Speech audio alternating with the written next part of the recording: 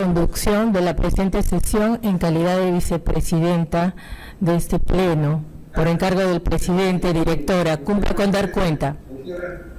Doctora María Teresa Cabrera, con la disculpa del... No, no se preocupe, no, al contrario. Por decisión del presidente. Sí, al contrario, doctor, le agradezco. Sí, le escribí por el WhatsApp, gracias. Sí, gracias. Proceda, directora. Buenos días, doctora Cabrera Vega.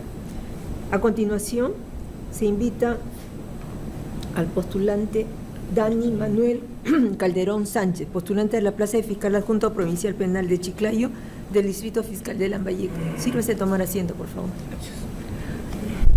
Buenos días, postulante Calderón Sánchez. ¿Qué nos podría decir acerca de su experiencia profesional? De manera clara y puntual. Gracias, señorita vicepresidenta de la Junta Nacional de Justicia, y por intermedio de usted, un saludo a todos los miembros de dicha institución. Bien, en cuanto a mi experiencia, soy natural de la provincia de Cutervo. Mi vida ya de estudios secundarios la he llevado en la ciudad de Chiclayo, en el Colegio Nacional San José. La vida, mis estudios superiores en la Universidad Nacional Pedro Ruiz Gallo. Y una vez culminado mi carrera profesional, el 12 de agosto del año 2014, ingresé al Ministerio Público como asistente en función fiscal en la Fiscalía Mixta de Huambos, Distrito Fiscal de Cajamarca, y 2 años y 5 meses más tarde fui promovido como fiscal adjunto provincial penal para la provincia de Chota, Distrito Fiscal de Cajamarca, y es donde me encuentro también laborando hasta la actualidad. ¿Qué entiende usted por integridad en la función pública? Integridad viene a ser un valor fundamental, está reconocido así en el Código de Bangalore, también lo recoge lo que es el Código de Ética del Ministerio Público, y entendido que la ética viene a ser un conjunto de principios, y dentro de esos principios la integridad viene a ser la aplicación directa, de acuerdo a la aplicación directa de estos principios, de manera honesta. Entonces, la integridad tiene que ver, sobre todo, de que el magistrado debe actuar de manera proba, debe ser un magistrado intachable. Además de ello, el magistrado, ahí tiene relación esto, que no solamente debe comportarse, porque como magistrado en un horario determinado, porque el magistrado viene a ser durante todas las 24 horas, tanto en el centro laboral como también fuera del horario laboral. Para ello tiene que tener en cuenta pues la condición de magistrado que tiene, y se tiene que respetar ello. ¿Qué haría usted si de manera circunstancial aprecia que uno de sus colegas en su despacho, que también, por decir, ¿no?, usted es el elegido fiscal, está incurriendo en una inconducta, en un cobro indebido? ¿Qué haría usted? Se tendría que conversar, pero acá también hay un principio fundamental, que hay un principio que hablamos del coraje moral. El coraje moral nos va a permitir a nosotros actuar con rectitud, y además de ello, de poder realizar como magistrados, si estamos viendo un acto ilícito y uno calla eso, entonces también es un delito, porque nosotros tenemos como funciones hacer caeríamos en el delito de omisión, no de funciones. En ese sentido, si estamos ante un ilícito penal, si es un ilícito penal, se tendría que realizar la denuncia correspondiente. Pero si estamos ante una falta, se puede conversar, si existe una falta administrativa, conversar por qué su conducta así, por qué su comportamiento, con la finalidad de mejorar. Más aún, que de repente forma parte del mismo despacho fiscal. No, mi ejemplo ha sido por un hecho delictuoso, un hecho doloso. Se tendría que dar cuenta a la autoridad competente, doctora.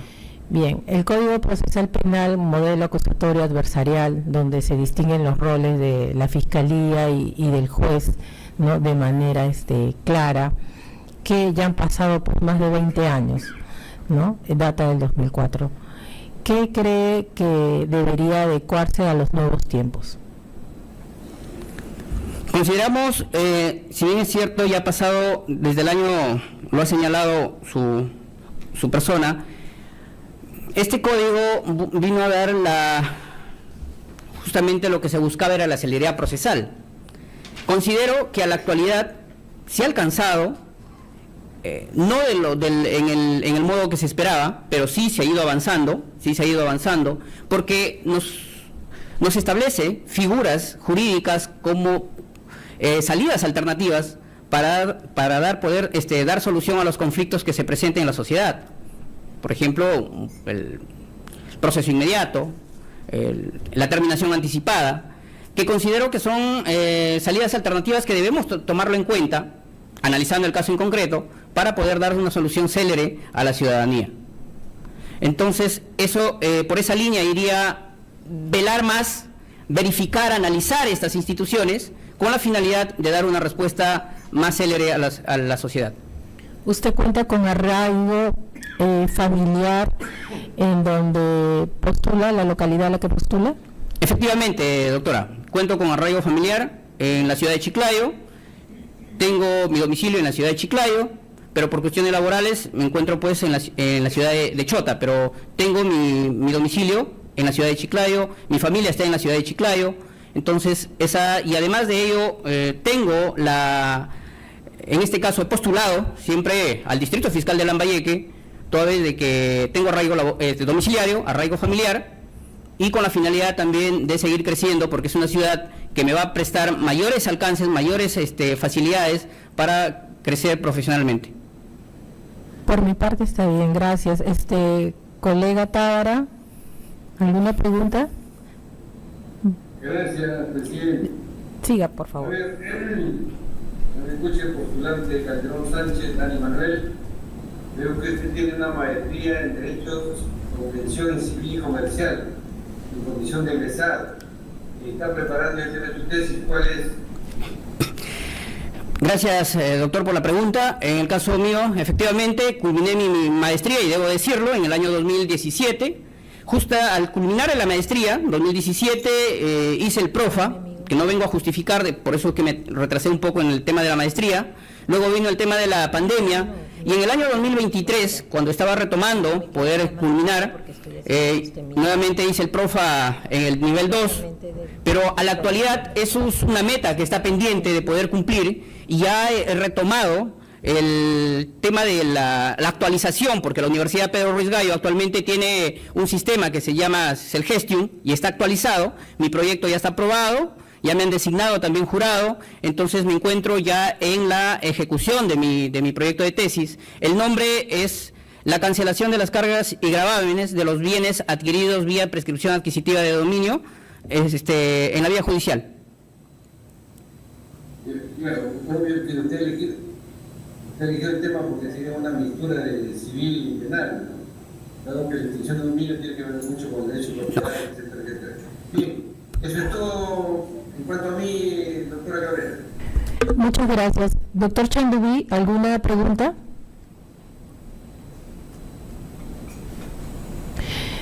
Doctor. Sí. Doctor. Sí, doctora, yo ya, este es el señor Calderón Sánchez. Calderón Sánchez. ¿Y quién sigues tú? Perdón.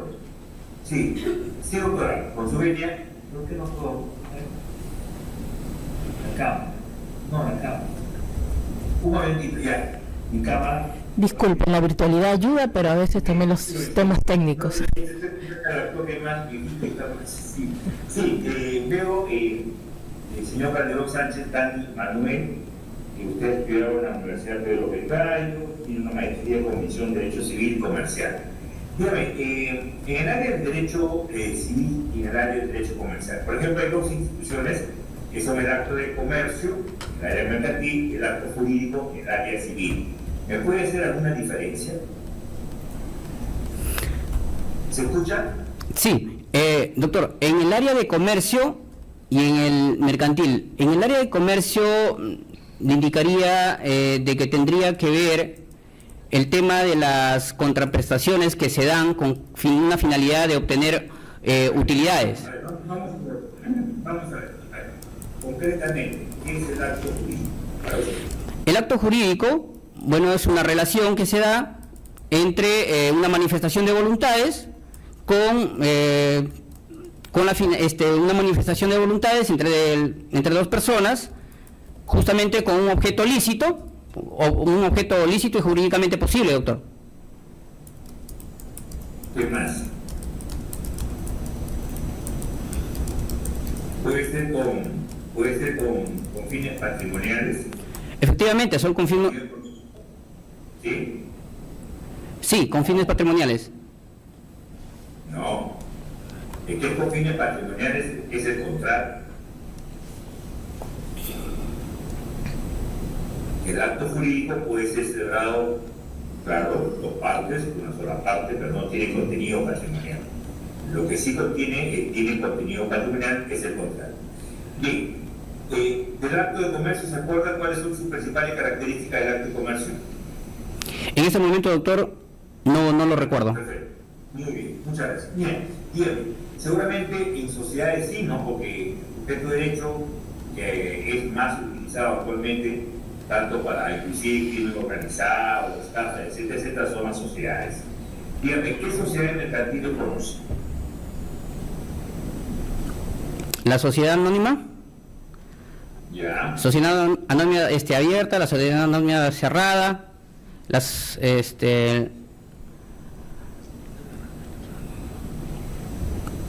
está también las asociaciones. Las asociaciones están en el Código Civil. Sí, tiene razón, doctor. Las Perdón. asociaciones están en el Código Civil. Ya, vamos con las sociedades anónimas. ¿Cuáles son los órganos de gobierno de una sociedad anónima?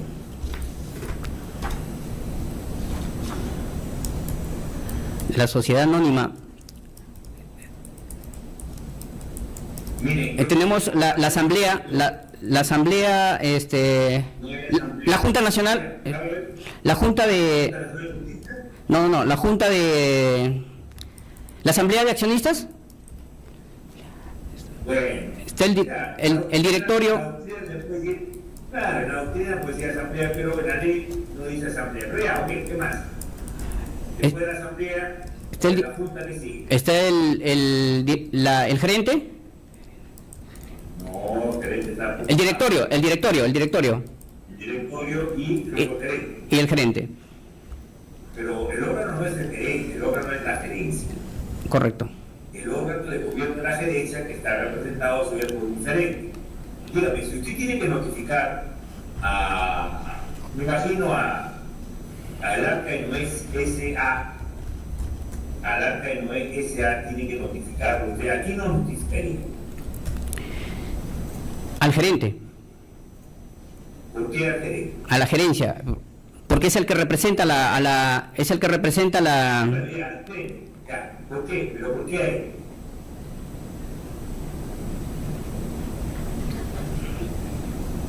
Porque él es el que tiene la legitimidad, doctor, y es el que está inscrito y lo representa, en este caso, a la sociedad. El gerente representa a la sociedad, ¿sí? A la sociedad anónima o a la sociedad cerrada. Pero por digo, ¿es el gerente? ¿Quién es el representante legal de la sociedad anónima? En este caso, doctor, lo que pasa es que la sociedad anónima tiene un presidente. No, a ver, ¿quién es el representante legal? ¿Sí sabe quién es el representante legal de una persona jurídica? El representante legal de una persona jurídica es el que se encuentra inscrito en registros públicos, doctor. Por eso, pues, estamos hablando de la... En este caso... Estamos hablando de una sociedad anónima. Pero, pues, estamos hablando de una sociedad anónima. Tranquilo, mire, estamos hablando de una sociedad anónima. Yo le pregunto, ¿quién es el representante legal de la sociedad anónima? Considero, doctor, y me ratifico en que es el gerente de la sociedad anónima. No, no es el gerente. No es el gerente, es el directorio. Es el directorio. ¿Quién representa al directorio? El presidente. El directorio. El directorio. ¿El gerente qué facultades tiene? El gerente tiene la facultad de procesar, está claramente en las sociedades. Esto es tan importante porque imagínense una notificación, podría estar, si usted hace el gerente, y la ley dice que hay que notificar al representante legal, como han sucedido casos, entonces no conteste, ¿no? Porque no ha sido notificado bien emplazado, ¿no? Por ejemplo, si a usted inicia un proceso de alimento, ¿no es cierto?, y confunden sus nombres y le llega a su casa, usted dice, esa persona no soy yo, ¿no es cierto? Correcto. Sí, es correcto. Por eso es importante tener bien claro las circunstancias. Bien, no, yo le hacía esta pregunta porque creo que usted ha hecho una maestría en civil y en comercial, por eso le hacía las preguntas en ese sentido. Dígame, usted, ¿qué concepto tiene el control difuso? Bueno, el control difuso, nuestro ordenamiento tiene dos tipos de control, el control difuso y el control concentrado. El control difuso, que tiene que aplicarlo todos los jueces a nivel nacional, y el control difuso pues es interpartes, a diferencia del control concentrado, que expulsa la norma. Ahora, el control difuso lo pueden aplicar, inaplicar en este caso la norma, pero la norma continúa vigente, no ha sido expulsada del ordenamiento.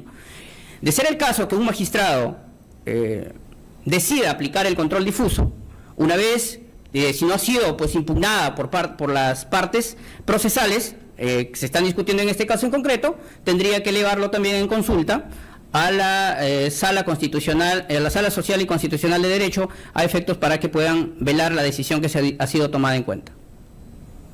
Ok, eso es todo, señora presidenta. Gracias. Doctor de la Puente. Gracias. Señor Calderón Sánchez, usted es fiscal adjunto provincial provisional desde el 2017. Penal, sí, doctor. Penal. O sea, su trayectoria profesional creo que es innegable, objetivamente. ¿Sí? Mi pregunta tiene que ver con el manejo de su despacho, ¿no? Imaginemos el escenario hipotético, no le voy a preguntar cuál es su carga. Imaginemos el escenario hipotético de que tenga expedientes atrasados, ¿no? Y en coordinación con el fiscal provincial trazan la estrategia de priorizar esa carga. ¿Qué criterios utilizaría para priorización de carga atrasada? Cuéntenos. Bien, en primer lugar, entiendo yo que llego a un despacho donde encuentro la carga atrasada, tendría que revisar las carpetas fiscales, verificar cuáles son los casos fáciles, cuáles son casos complejos, analizar en ese sentido, luego verificar a cuáles de los casos tendremos que darle más prioridad atendiendo la naturaleza del caso en concreto. Luego también tendría otro punto a tomar en cuenta, los casos que están vinculados a menores de edad, casos que están vinculados a madres de repente gestantes, o casos que tienen relación con personas adultas mayores, y de acuerdo a ello ir sacando las disposiciones que corresponden a los requerimientos que están pendientes en el despacho. Y eso se va a lograr siempre y cuando, como usted ha señalado, doctor, con la coordinación con el fiscal, porque hablemos acá del trabajo, es un trabajo en equipo, que hay coordinación, cooperación y comunicación. Gracias. Correcto. Lo corto, ¿no? Yo sé que ha podido explayarse, pero lo voy a cortar, porque quiero analizar conjuntamente la respuesta. En ese escenario hipotético que hemos descrito, usted lo primero que señala es que clasificaría en casos fáciles y complejos. Efectivamente, doctor. Y si hay un caso complejo de menores de edad, ¿qué hace? Porque usted lo que ha dicho es lo siguiente: reviso las carpetas, es una pregunta de organización, acá no hay respuestas válidas o incorrectas, simplemente para entenderlo y para que usted también me escuche a mí su respuesta y plantee alguna cuestión, ¿no? Usted dice fáciles y complejos, pero después me ha dicho, ¿no? Y no sé si de manera desordenada o no, me ha dicho criterios, que es lo que yo le pregunté: menores de edad, mujeres, madres gestantes, adultos mayores, ¿no? Eso es lo que me ha comentado. Entonces, aquí la repregunta es: su primer criterio de clasificación es fáciles y complejos, pero ¿qué ocurre si dentro de los complejos hay menores de edad? Quiere decir, me atrevo a decir ello, ¿no?, en base a su respuesta, salvo que la replantee, quiere decir eso, que si el caso es complejo, primero resuelve el fácil. Por eso, No, a ver, replantee su respuesta.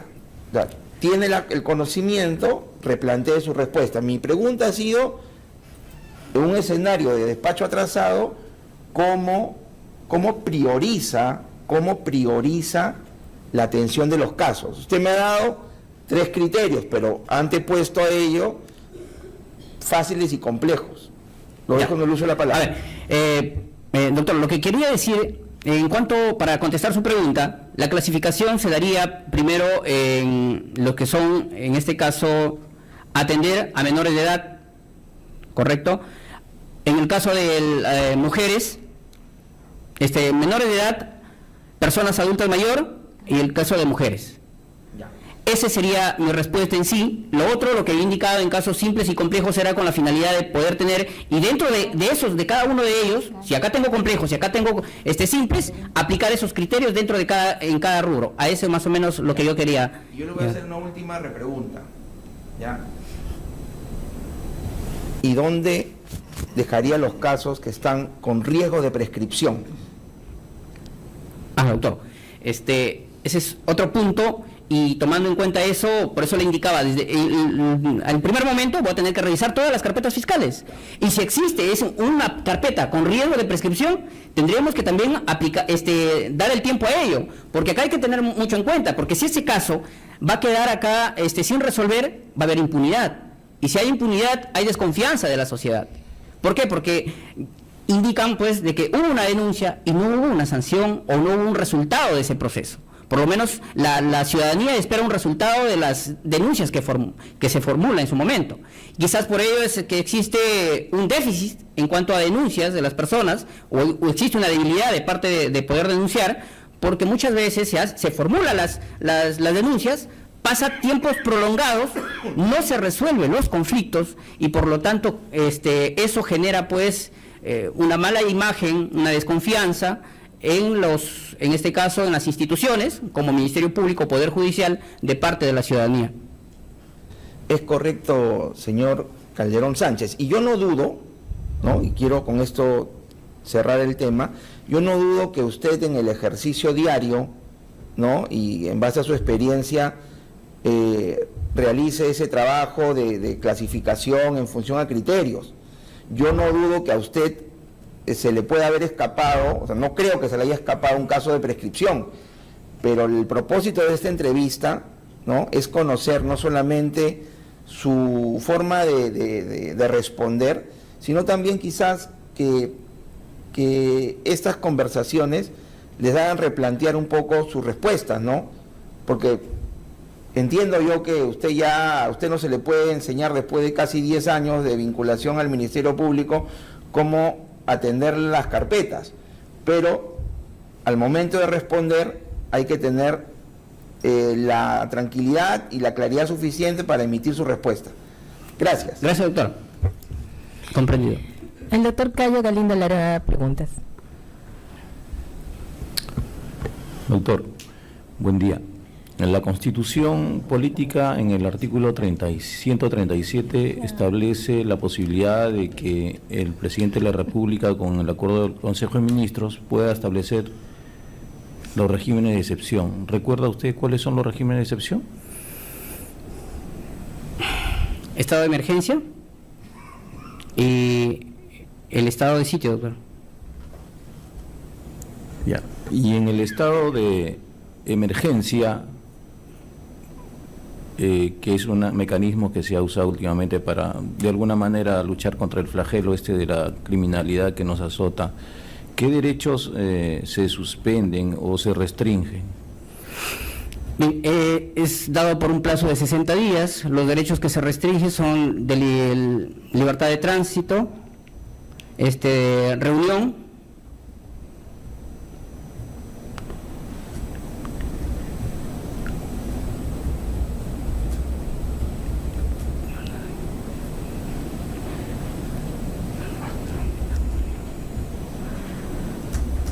A ver, otro más que no recuerdo. Inviolabilidad de domicilio, correcto.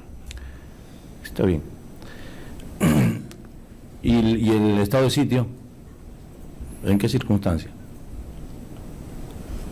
El estado de sitio es cuando existe, pues, con un problema del exterior, mientras que el otro tiene que ver a nivel interno.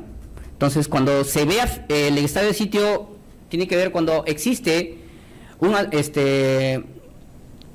atentado respecto a la soberanía del Estado. Entonces, en esas circunstancias es el que se da el estado de sitio.